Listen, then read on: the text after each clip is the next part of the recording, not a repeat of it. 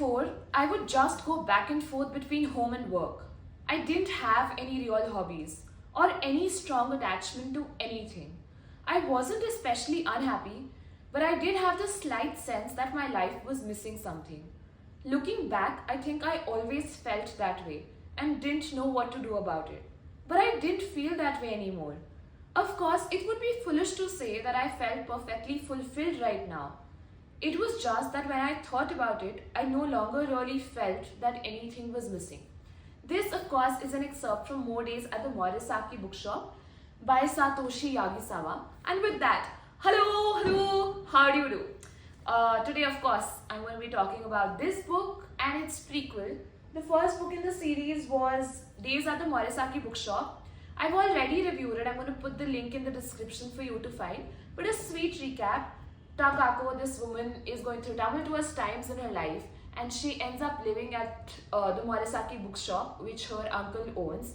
And this book is all about her becoming a reader and forming new relationships with people who are readers, or people who are deeply influenced by books. And it's a very small, short, meditative read, and I really loved this book, and that's why I picked up the second part, of course. Now, this book is much more than concentrating on her becoming a reader. I think it does a deep dive into the emotional relations that she's formed by becoming a reader with the people who relate to the activity. This book picks up 3 years later.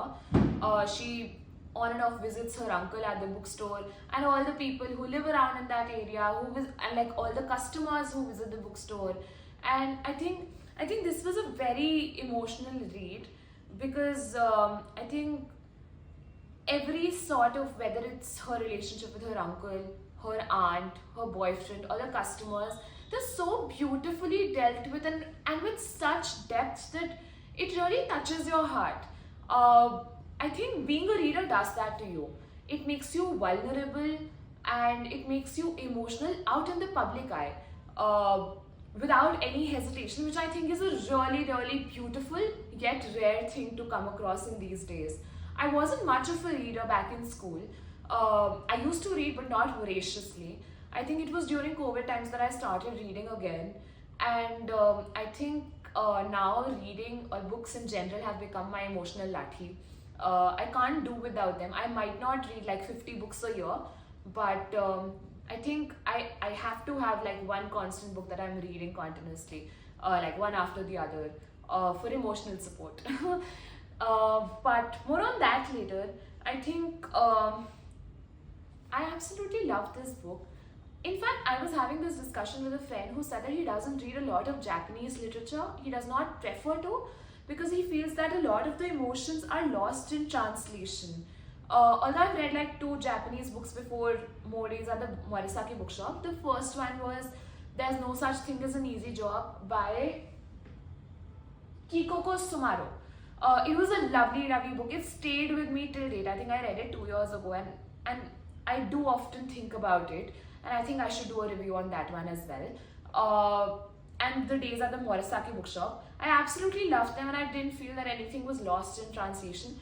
But yes, the first 50 pages of More Days at the Morisaki Bookshop, I felt like the language was a little stoic, but then as the story progressed, I was so deeply involved, so emotionally involved in all of the characters, and there were such words that really hit me. I think that will stay with me for a very long time, that I think by the end of it, I just overlooked the first 50 pages, the rigidness in the first 50 pages. It wasn't very on the face, but like there were places that I felt like, oh, this sentence is a bit rigid, but I think overall I absolutely enjoyed this book, and I urge you to pick this one up.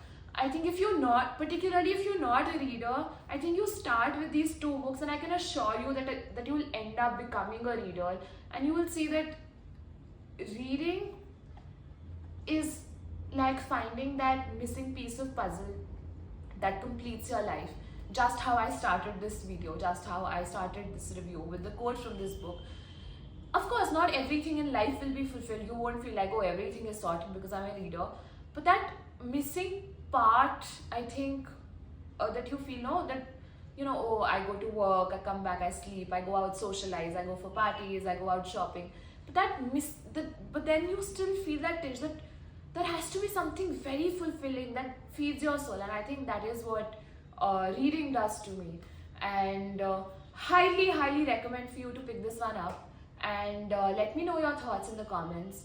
In fact, today I read this really beautiful comment on this previous video of mine, where this person has asked me to make a video on how to make time for reading, and I think I really need to think on that and come back with it, because I think it's very special when people just come and they're like, oh, can you make a video on that, because I would really love to know your thoughts, because oh my god, people want to know my thoughts on things, which is very.